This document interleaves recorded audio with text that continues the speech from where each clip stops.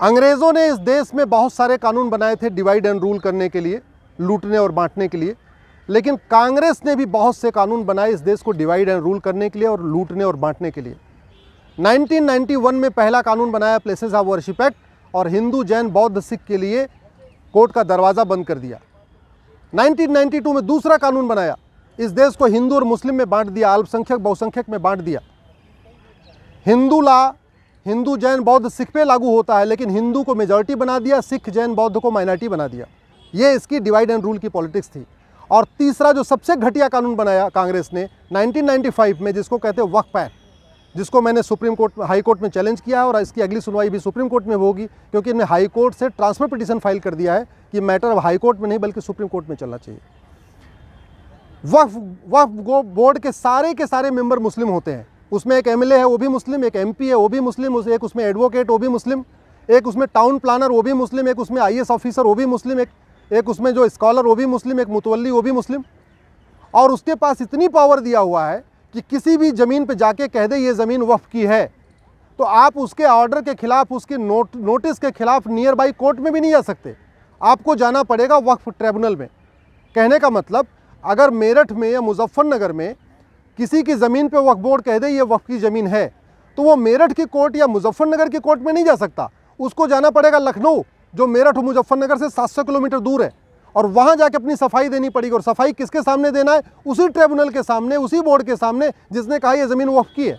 तो वक्फ बोर्ड चोर हो गया, वही वक्फ बोर्ड दरोगा बन गया, वही वक्फ बोर्ड जज बन गया, वही वकील बन चुका है। ऐसा कानून हिंदुओं के लिए नहीं है, ऐसा कानून जैन के लिए नहीं है, ऐसा कानून बौद्ध के लिए नहीं है, ऐसा कानून यहूदियों के लिए नहीं है, ऐसा कानून पारसियों के लिए नहीं, किसी के लिए नहीं, केवल और केवल एक कम्युनिटी के लिए कानून बनाया कांग्रेस की सरकार ने 1995 में, वो है मुस्लिम्स के लिए।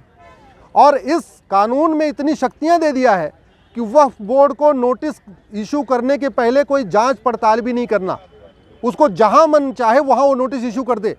इसके चक्कर में ये वक्फ बोर्ड वसूली कर रहा है, लोगों को धमकाता है कि हम इसको वक्फ की प्रॉपर्टी डिक्लेयर कर देंगे, लोगों से पैसा लेता है, गरीबों का धर्मांतरण करा रहा है।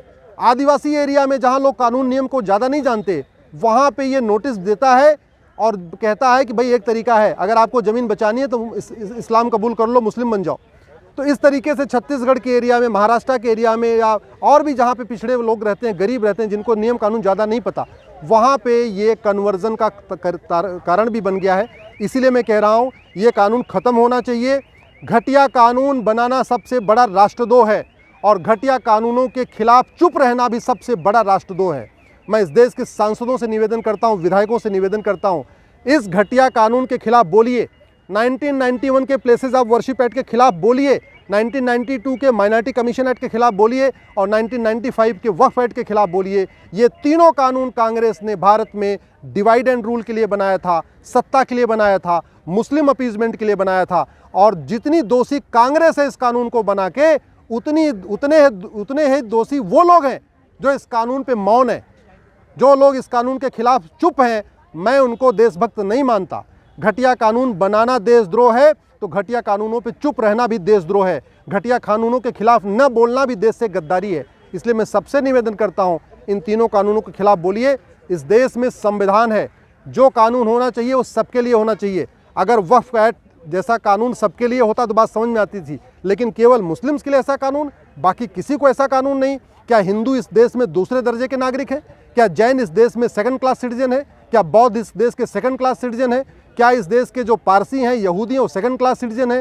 ये सब बराबर हैं। तो कानून सबके लिए एक होना चाहिए, कानून सबके अलग के लिए कॉमन होना चाहिए। इस तरीके से मुस्लिम्स के लिए एक कानून अलग से, ये देश की एकता अखंडता के खिलाफ है, कॉन्स्टिट्यूशन के बेसिक स्ट्रक्चर के खिलाफ है। इसलिए इस कानून को मैंने चैलेंज किया है। मैं सबसे निवेदन करता हूँ, इस कानून के खिलाफ बोलिए, सोशल मीडिया में बोलिए, पब्लिकली बोलिए, सड़क पे उतरिए, सांसदों का घेराव करिए, अपने विधायकों का घेराव करिए, क्योंकि ये समाधान सड़क, संसद, सुप्रीम कोर्ट से ही होगा। आप अगर सांसद नहीं हैं, सुप्रीम कोर्ट नहीं आ सकते हैं, तो कम से कम सड़क पे उतरिए, इस कानून, इन तीनों कानूनों के खिलाफ बोलिए। 1991 का प्लेसेस ऑफ वर्शिप एक्ट, 1992 का माइनॉरिटी कमीशन एक्ट और 1995 का वक्फ एक्ट, इन तीनों कानूनों को ख़त्म करने के खिलाफ आवाज़ उठाइए। जय हिंद, जय भारत।